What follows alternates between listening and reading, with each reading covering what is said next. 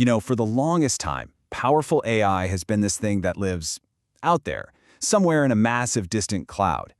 But what if all that power could live right here, on the device you're holding? Well, that's exactly what's happening. Today, we're diving into a huge shift in the AI world and a brand new tool from Microsoft called Foundry Local that's making it all possible. So just stop and think about it for a second. When you use a smart assistant or ask your phone a question, where does the actual thinking happen? For pretty much all of us, up until now, the answer has always been somewhere else, in the cloud. All right, let's break this down. On one side, you've got cloud AI. It runs in those huge data centers, it needs an internet connection, and crucially, your data has to be sent over to it. But on the other side, you've got local AI. This runs right on your laptop or phone, works completely offline, and your data never leaves your device. We're going to be spending all our time on the right side of this slide today. So the big question is, why now? This whole local AI thing didn't just happen overnight. It's actually the result of a few major trends all hitting at the exact same time, creating this perfect moment for a revolution. It's really like a perfect storm of innovation. First off, our own devices, our laptops and phones, have gotten insanely powerful. Many now have these special AI chips called NPUs built right in. Second, the AI models themselves have gotten way smarter about being small and efficient. And third, the tools for developers to actually build these apps have gotten so much simpler. It's the convergence of these three things that's making it all possible. And this right here, this chart just blows a huge myth right out of the water. We've always been told that with AI, bigger is better. But look at this. On the left, you've got the huge cloud-based GPT 3.5. On the right, a much smaller local model. And the local one is actually more accurate. The takeaway here is huge. Local AI doesn't mean you're sacrificing power. In fact, it can be even smarter. Okay, so the tech is here, it's powerful, but what's in it for you? What does it actually feel like when the AI is running on your device? Let's get into the benefits, because this is where things get really good. First, and probably the most important thing, is total privacy. I mean, think about it. Imagine an AI that could scan your private medical history to find insights, or read through confidential business documents before a meeting, all without a single piece of that data ever leaving your laptop. It stays with you and only you. That is an absolute game changer. Next up, speed. And just freedom. Because the AI isn't making a round trip to a server halfway across the world. Your responses are instant. We're talking zero lag.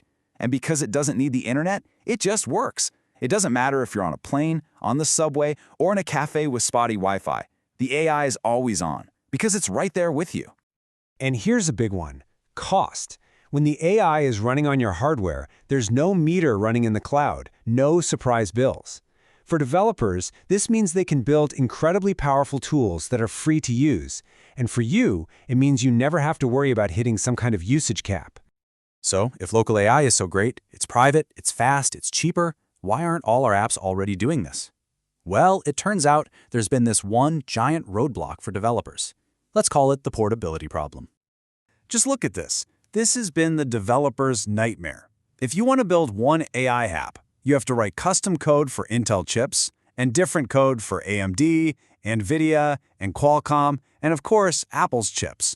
It's a tangled, complicated mess that's just incredibly difficult and time-consuming. But this is where the hero of our story steps in. Microsoft's Foundry Local is designed to solve this exact problem. Think of it like a universal translator for AI. So what is it really? Well, Foundry Local is what's called a unified runtime. It's basically a clever layer of software that lets a developer build their AI app just once, and then that single app will just work perfectly on pretty much any kind of hardware out there. And look at this. This is the after picture. It's so much cleaner. Instead of targeting all those different chips, the developer just writes their app for Foundry Local. And then Foundry Local does all the heavy lifting, making sure the app runs beautifully everywhere else. It just simplifies the whole thing.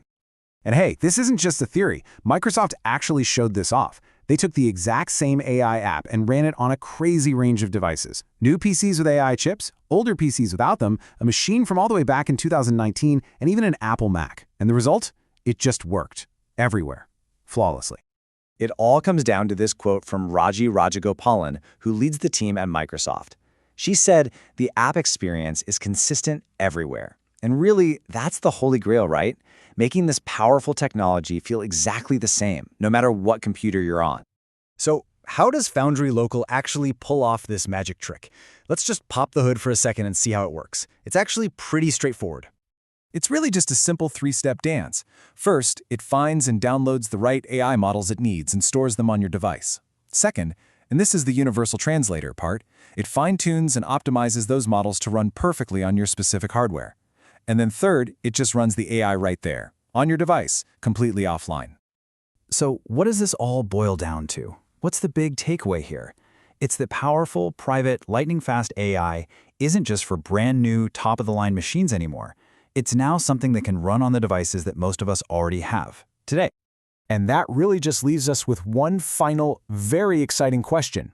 When any developer out there can easily build an AI app that can run instantly, privately, and offline on any device, what kind of amazing things are we all going to create?